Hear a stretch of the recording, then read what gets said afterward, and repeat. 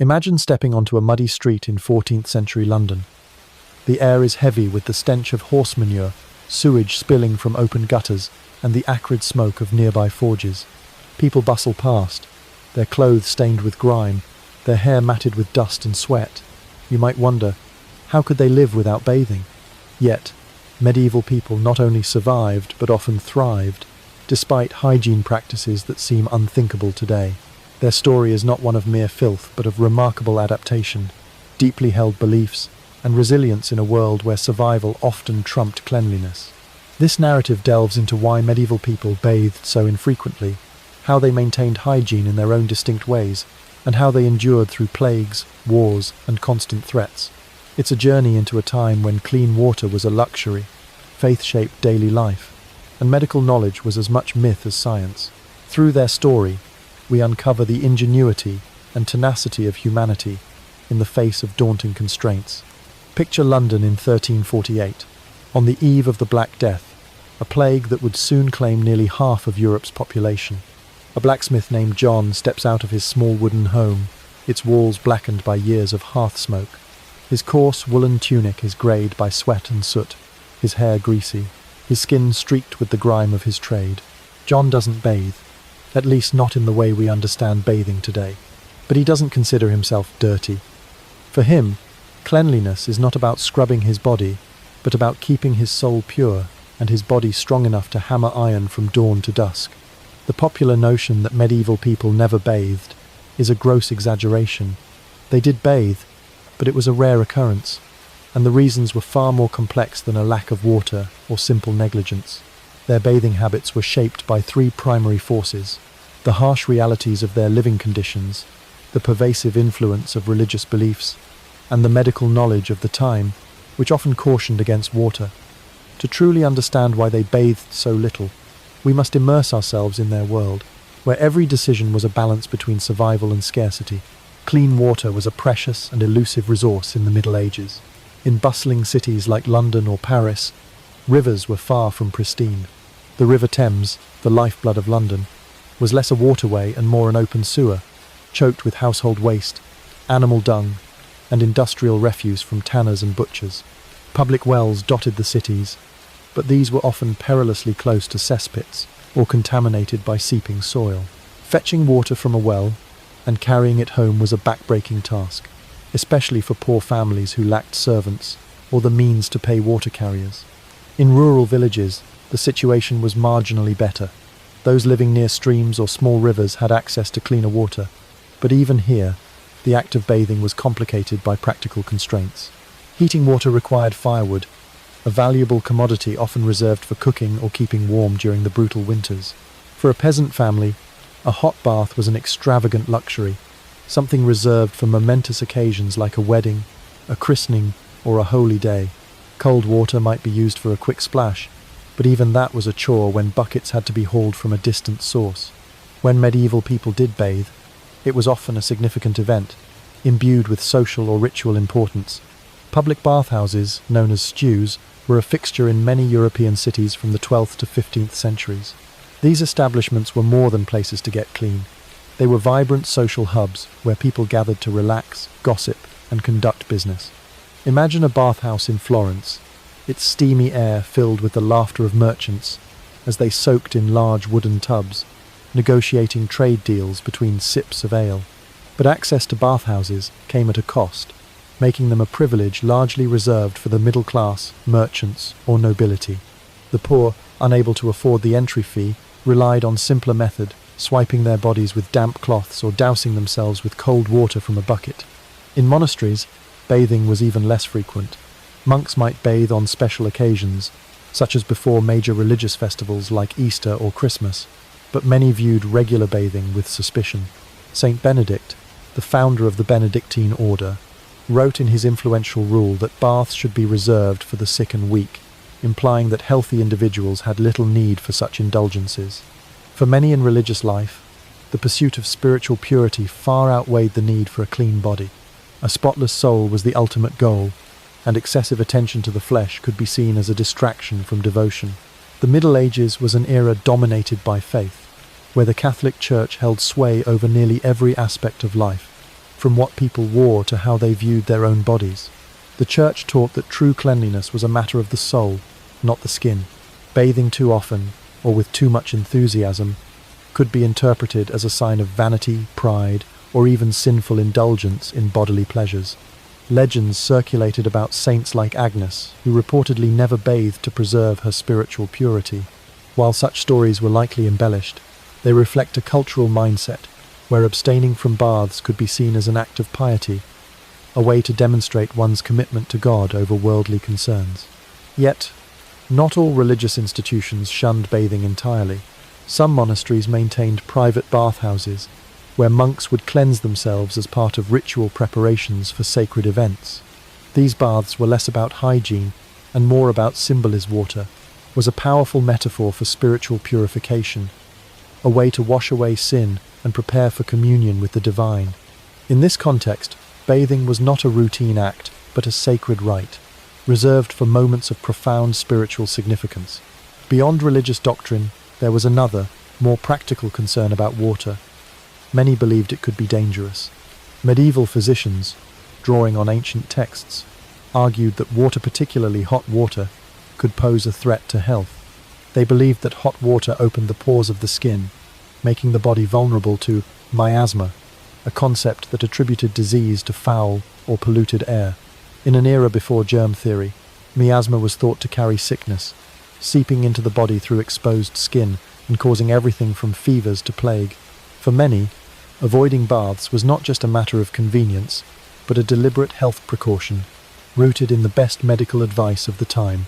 This fear of water grew even stronger in the wake of the Black Death, the devastating pandemic that swept through Europe starting in 1347.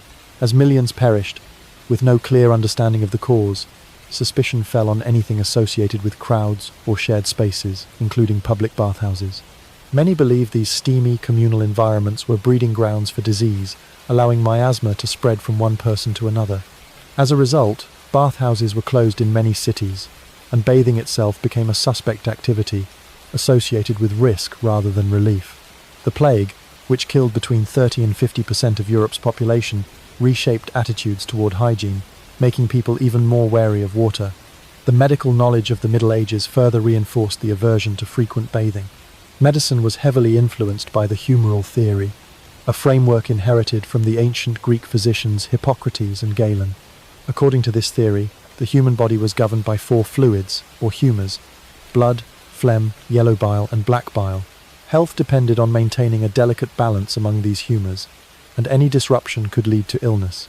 Bathing, especially in hot water, was thought to upset this balance by making the body excessively moist or hot, conditions believed to invite disease. Physicians often advised their patients to avoid baths altogether, recommending instead that they wipe their bodies with dry or slightly damp cloths to remove dirt without disturbing the humours. Despite their reluctance to bathe, medieval people were not entirely indifferent to hygiene. They developed alternative methods to keep themselves presentable, tailored to their resources and beliefs. Cloths were a cornerstone of personal cleanliness, used to wipe the face, hands, and feet areas most exposed to dirt and most visible to others. Among the nobility and wealthier classes, these cloths might be scented with herbs or soaked in rosewater, turning a practical act into a luxurious ritual. Perfumes and aromatic oils were also widely used, particularly by the elite, to mask body odors and project an air of refinement. These scents, often imported from distant lands like the Middle East or Asia, were expensive and thus a mark of status, reserved for those who could afford them. Dental hygiene, while rudimentary, was not ignored. People chewed herbs like mint or sage to freshen their breath, or rubbed their teeth with coarse cloths to remove grime.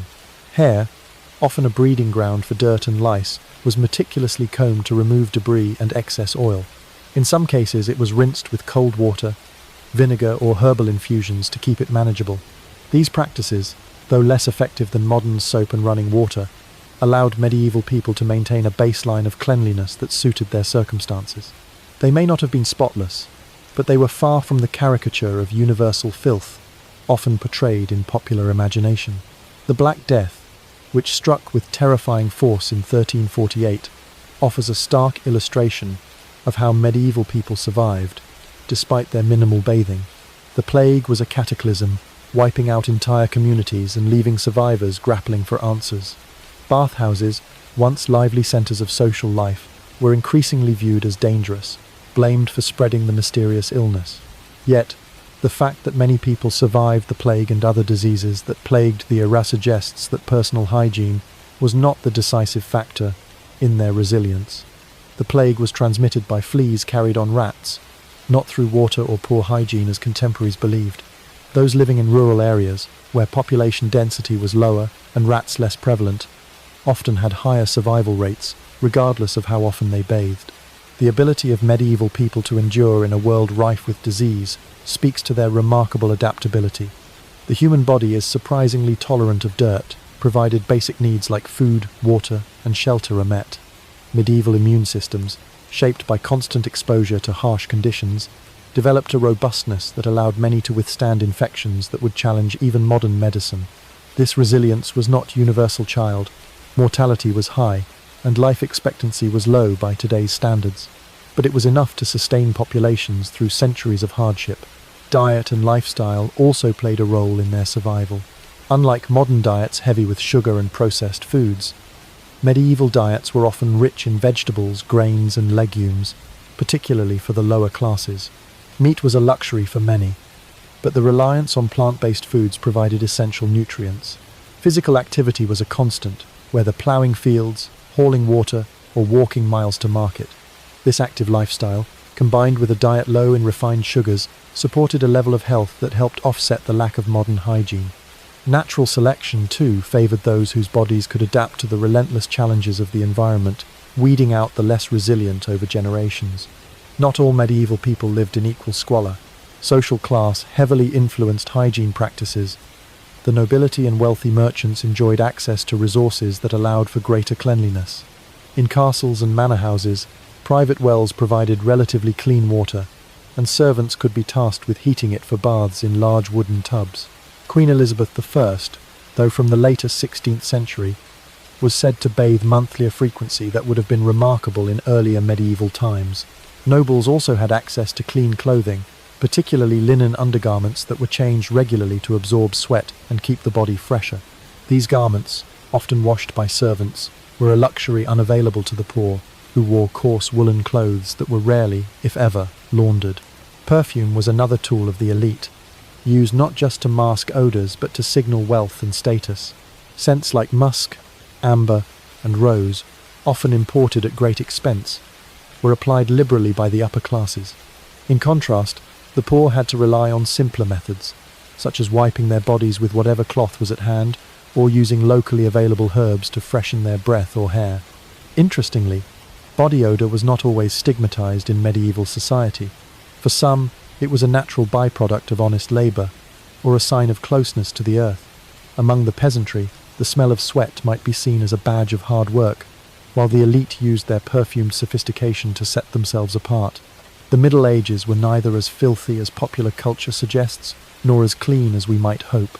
The rarity of bathing was a product of practical limitation: scarce water, costly fuel, and labor-intensive processes combined with religious and medical beliefs that cast water as potentially harmful. Yet, medieval people were not oblivious to cleanliness. They developed systems of hygiene that worked within their constraints, from wiping with cloths to masking odors with herbs and perfumes. These practices, while far from modern standards, were sufficient to maintain social order and personal dignity in a world where survival was the primary concern. As the Middle Ages gave way to the Renaissance, attitudes toward hygiene began to shift. The rediscovery of classical texts, advances in engineering, and the growth of urban infrastructure brought improvements like aqueducts and better sewage systems. The emerging understanding of disease, though still far from germ theory, began to challenge old fears about water. Bathing became more common, particularly among the growing middle class, who could afford the resources and time to incorporate it into their lives. Yet, the legacy of the medieval period endures in the way we view cleanliness as both a physical necessity and a cultural construct, shaped by the values and resources of a given time. The story of medieval people surviving with minimal bathing is a testament to human adaptability. They lived in a world where clean water was a rare commodity, disease was an ever-present threat, and faith guided even the most mundane decisions. Without the benefits of soap, running water, or washing machines, they found ways to endure, relying on ingenuity, resilience, and a deep understanding of their environment, however flawed by modern standards. Their survival was not just a matter of luck, but a reflection of their ability to navigate a world of scarcity with creativity and determination. Returned to that London street in 1348, John the blacksmith trudges home after a long day at the forge. He wipes his face with a damp cloth, the cool water a small relief against the grime. Sitting by the flickering hearth, he eats a simple meal of barley porridge, his body weary but unbroken. He doesn't bathe, but he lives, works, and dreams of a better tomorrow.